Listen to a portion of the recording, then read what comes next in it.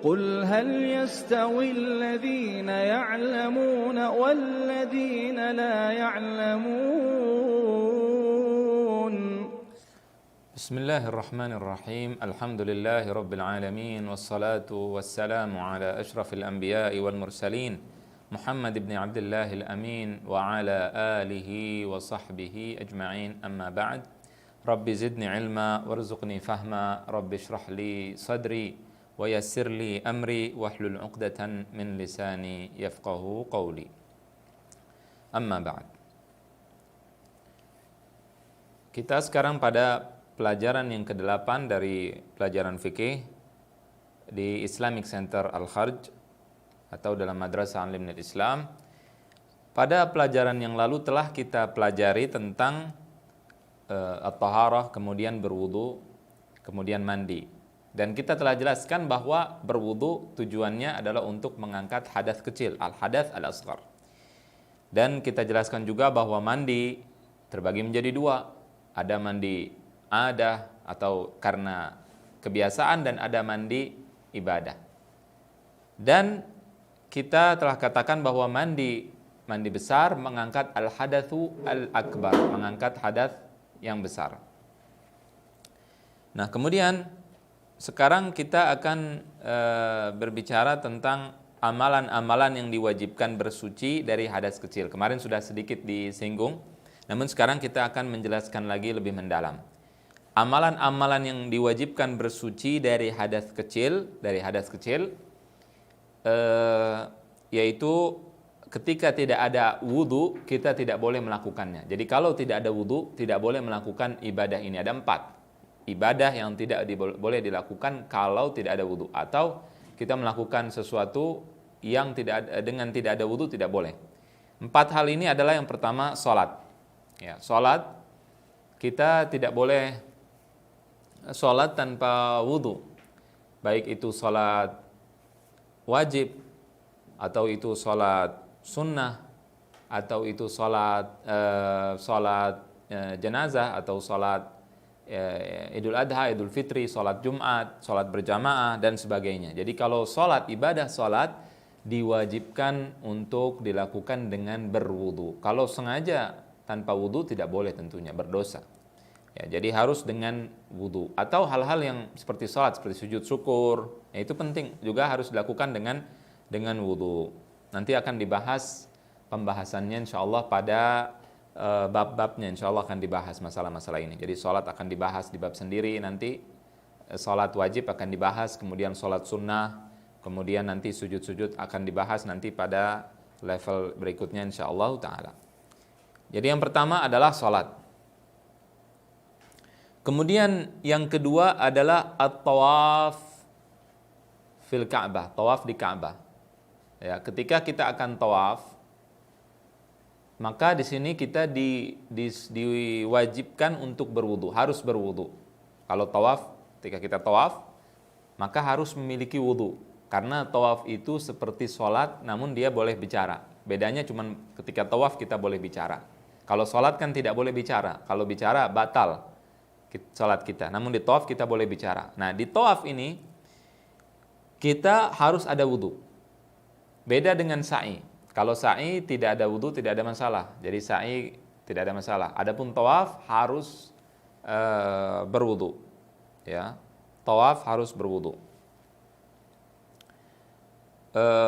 Dan di dalam tawaf, ketika kita tawaf, ketika misalkan seseorang tawaf itu, maka dia sebelumnya dia harus mempersiapkan diri. Jadi dia kalau bisa, banyak orang yang misalkan ketika dia di tawaf, misalkan takut misalkan batal dan sebagainya, dia harus mempersiapkan dirinya agar pada saat dia tawaf, dia dalam keadaan suci dan tidak dalam keadaan perlu berwudu lagi. Jadi tidak dalam keadaan hadas. Ini kalau dalam keadaan hadas maka nanti tawafnya tidak sah.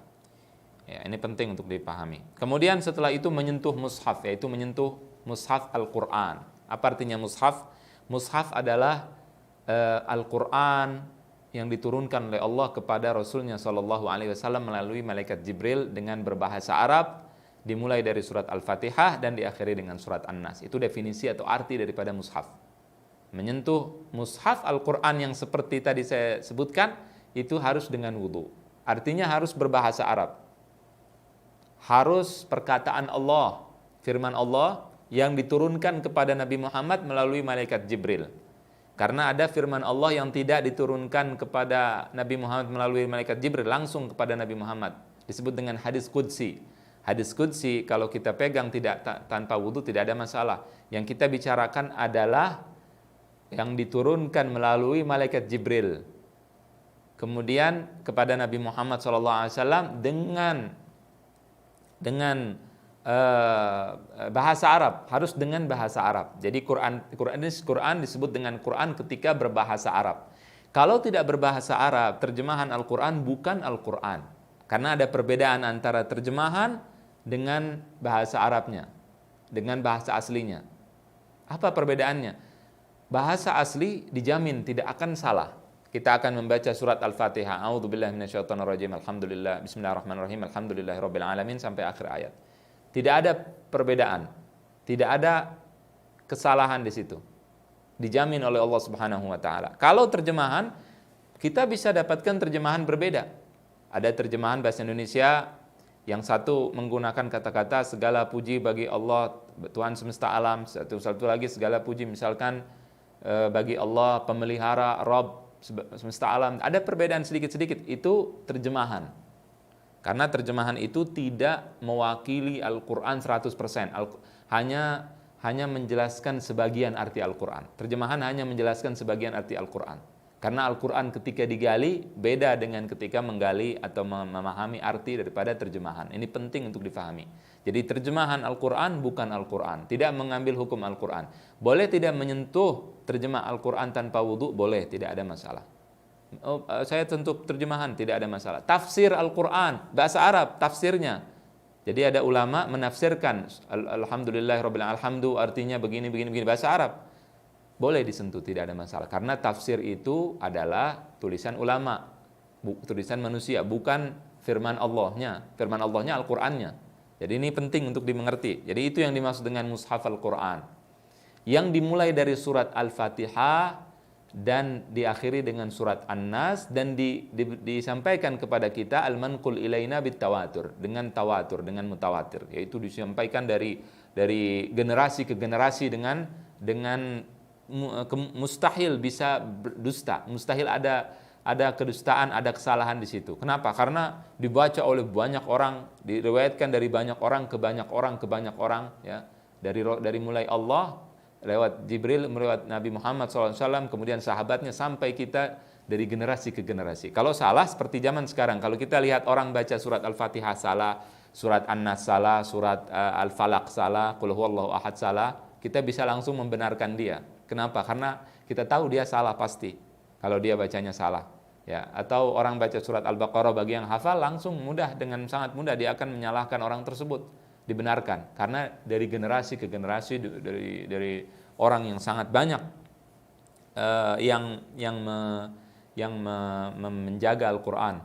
Jadi semua orang itu tidak mungkin salah. Kalau satu orang salah, tapi kalau banyak orang tidak mungkin salah. Jadi itu yang disebut dengan al-mushaf. Jadi mushaf itu yang tadi saya jelaskan definisinya. Jika itu jelas maka atau jika itu difahami maka itu adalah Al-Quran yang tidak boleh disentuh dengan wudu. Itu seperti mushaf kita, mushaf Al-Quran yang biasa, yang berbahasa Arab. Kalau ada terjemahannya gimana? Jika terjemahannya lebih banyak dari Al-Quran, maka boleh disentuh tanpa wudu.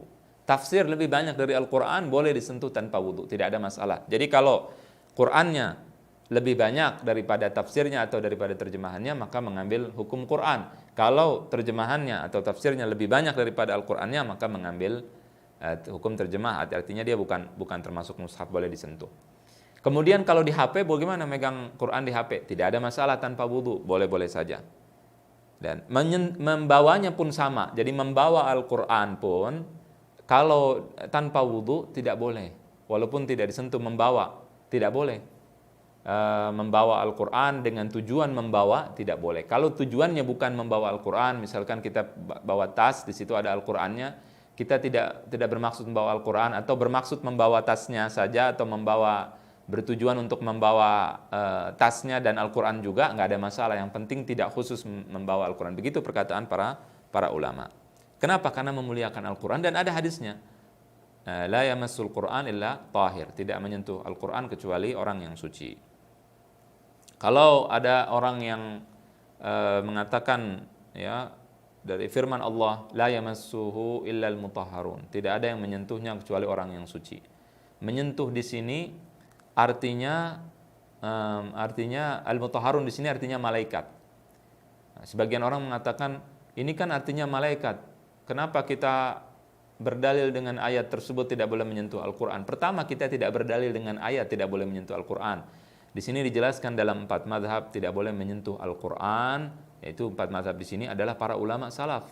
Kemudian yang kedua ada para sahabat, Salman Al-Farisi juga dan juga athar atau riwayat dari para sahabat yang mengatakan tidak menyentuh Al-Quran kecuali dengan kesucian. Begitu juga ada hadisnya. Jadi ada hadis yang menjelaskan. Adapun ayat ini walaupun artinya malaikat, artinya memang malaikat, tidak ada masalah. Tapi tetap bisa dijadikan dalil untuk tidak membolehkan menyentuh mushaf. Kenapa?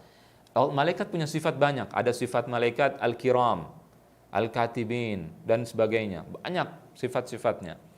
Dari sifat malaikat Allah pilih yang suci.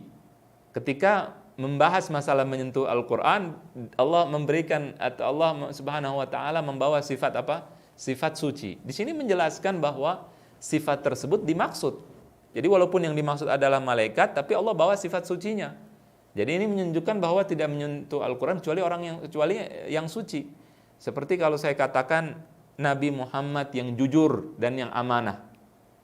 Nabi Muhammad yang jujur dan amanah. Di sini ketika kita bicara tentang jujur dan amanah, artinya kita bermaksud untuk menentukan sifat jujur dan amanah tersebut. Karena kita sedang membahas misalkan Rasulullah membawa wahyu. Walaupun Rasulullah punya sifat lain seperti berani, seperti misalkan dermawan dan sebagainya. Tapi kita ketika membawa sifat jujur dan sifat amanah pada saat ketika bicara Rasulullah pada saat membicarakan wahyu, maka ini menunjukkan bahwa kita memang menginginkan sifat tersebut, bukan sifat yang lain. Jadi menunjukkan bahwa wahyu yang Allah berikan kepada Rasulullah itu diemban dengan baik dan diberitahukan kepada kita tanpa dilebihkan dan tanpa dikurangi. Kenapa? Karena Rasulullah jujur dan karena Rasulullah amanah. Itu poinnya di situ.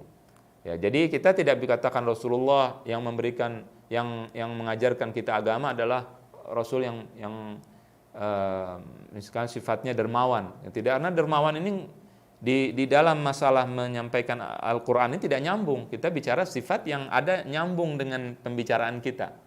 Pembicaraan kita ingin menjelaskan bahwa wahyu ini sampai kepada kita dengan cara yang terbaik, dengan cara yang benar, dijamin kebenarannya, maka kita katakan sifat yang pas, yaitu jujur dan amanah. Begitu juga dalam Al-Quran. La yamassuhu illal mutahharun. Al-mutahharun itu maksudnya malaikat, akan tetapi sifat yang Allah pilih adalah yang suci. Maka ini menunjukkan bahwa sifat tersebut diinginkan, ya. Jadi tidak menyentuh Al-Quran kecuali orang-orang yang suci. Kemudian ini hamalan yang diwajibkan bersuci dari hadas kecil. 4 hal ini tadi. Salat, tawaf di Ka'bah, menyentuh Al-Quran dan membawanya. Kalau orang tersebut junub, hadas besar, junub atau haid. Nah, sekarang kita bahas junub. Junub dilarang baginya 6 perkara. Kalau haid dilarang baginya nanti ditambahkan, ada beberapa tambahan. Junub tambah 2, jadi 6. Apa saja? Yang pertama tadi sama, salat, kemudian tawaf di Ka'bah, menyentuh mushaf, membawa Al-Quran. Menyentuh mushaf di sini tentunya dikecualikan. Kalau orang melihat Al-Quran akan jatuh, dia boleh menyentuh walaupun tidak ada wudu. Kalau ada orang yang ingin melecehkan Al-Quran, dia boleh memegang Al-Quran tanpa wudu. Kalau misalkan anak kecil ingin belajar Al-Quran, maka dia boleh untuk membawa Al-Quran tanpa wudu dan sebagainya. Jadi ada pengecualian. Ya. Juga menyentuh Al-Quran di HP. Para ulama telah menjelaskan bahwa menyentuh mushaf Al-Quran yang berbahasa Arab di HP tidak ada masalah tanpa wudu. Nah, jadi di sini ketika seorang junub dilarang 4 perkara tadi. tawaf, sholat, menyentuh mushaf dan membawanya, kemudian juga duduk di masjid, diam di masjid. Ya, jadi itu juga dilarang bagi orang yang junub. Kemudian membaca Al-Quran dengan niat tilawah. Baca Quran niatnya tilawah, bukan baca Quran niat dzikir. Apa bedanya? Jadi kalau kita ketahui bahwa misalkan disunahkan disunahkan ketika akan tidur, kita disunahkan untuk membaca misalkan Allahu la ilaha illa huwal hayyul qayyum, ayatul kursi ketika akan tidur. Orang ini junub, dia ingin tidur, dia belum bersuci, belum mandi, dia ingin mandi pagi hari. Apa yang dia lakukan? Dia baca ayat Al-Kursi. Ayat Al-Kursi adalah bagian ayat dari surat Al-Baqarah di juz 3. Di juz 3 surat Al-Baqarah ada ayatul kursi, Allahu la ilaha illa huwal hayyul qayyum la ta'khudhuhu sinatun wa la naum. Di sini dia membaca bukan dalam rangka tilawah atau membaca Al-Qur'an niatnya. Niatnya adalah untuk untuk berzikir, membaca zikir sebelum tidur. Maka tidak ada masalah, boleh. Atau dia baca qul huwallahu ahad atau qul a'udzu birabbil falaq, qul a'udzu birabbin nas, karena dia ingin membaca zikir petang. Karena zikir tidak disyaratkan harus suci, tidak masalah. Zikir boleh kita lakukan dalam keadaan tidak suci. Saya junub, saya ingin baca salawat kepada Rasulullah, boleh. Saya junub, saya ingin membaca la ilaha illallah, boleh. Saya junub, saya ingin membaca astagfirullah, boleh. Orang haid boleh, orang tidak ada wudu boleh baca zikir, tidak ada masalah. Nah, jadi kalau zikir yang tujuannya bukan untuk membaca Al-Quran boleh. Silahkan saja dia berzikir, tidak ada masalah. Kemudian ini amalan yang diwajibkan bersuci dari hadas besar tadi, orang junub. Kalau junub sudah besar, ya. Jadi 4 tadi yang dilarang, kemudian tambah 2. Nah, sekarang orang yang haid, orang perempuan yang sedang haid. Orang yang haid, wanita yang sedang haid atau sedang nifas, ini ada tambahan lagi. Jadi apa saja yang dilarang baginya, bagi orang perempuan yang sedang haid, sedang nifas? Yang pertama sholat, 4 hal yang tadi disebutkan. Kemudian tawaf, kemudian menyentuh Al-Quran. Tentunya menyentuh Al-Quran dengan tadi saya katakan, bukan karena misalkan dia takut Quran jatuh atau sebagainya, dengan pengecualian yang tadi tentunya. Kemudian membawa Al-Quran, kemudian dia duduk di masjid tadi seperti orang junub, yang kelima. Kemudian yang keenam, membaca Al-Quran dengan tujuan tilawah, bukan dengan tujuan zikir seperti yang tadi saya jelaskan. Kalau tujuannya zikir tidak ada masalah. Ini 6. Kemudian setelah itu adalah puasa. Yang ketujuh, puasa. Perempuan yang sedang haid atau nifas dilarang untuk berpuasa. Puasa dilarang, tapi diwajibkan untuk diqadha. Kalau puasa Ramadan diwajibkan untuk diganti, dibayar nanti. Kalau sholat tidak usah diganti. Itu adalah puasa. Kemudian setelah itu menyeberang masjid. Jadi kalau masjid ini di tengah, di sini jalan, dia ingin menyeberang. Di sini kalau takut tercecer darah haidnya atau darah nifasnya, maka tidak boleh menyeberang. Kalau tidak takut makruh. Jadi sebaiknya tidak menyeberang di masjid, karena ada masjid kadang-kadang yang di sini pintu. Kalau kita nyeberang, kita lewat masuk masjid kemudian keluar masjid, itu lebih mudah jalannya, kita bisa potong jalan misalkan.